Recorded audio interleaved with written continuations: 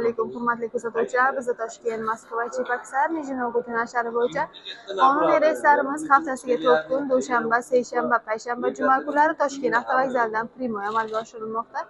Siz ham xuddi shunday komfort avtobuslarda reysingizni amalga oshirmoqchi bo'lsangiz yoki joylaringizni onlayn xarid qilmoqchi bo'lsangiz, bizga murojaat qiling.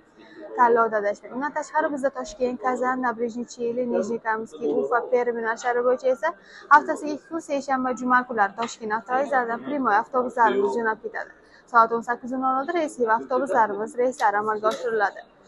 Bizga murojaat qiling, hoziroq tanlovda adashmang. Bizning avtobusimizda siz uchun yaratilgan barcha shart-sharoitlar, qulayliklar mavjud bo'lib, 2 ta monitor, 2 ta kuler, zaryadchik moslamalari, qishin yozib ishlaydigan konditsionerlar, Wi-Fi. Undan tashqari siz o'zingiz bilan 50 kilodan 60 kilogacha yuk olsangiz bo'ladi.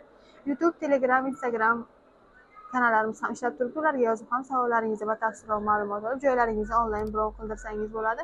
Hoziroq bizga bog'laning. Keyingi efirlarda ko'rishguncha, xayr, salomat.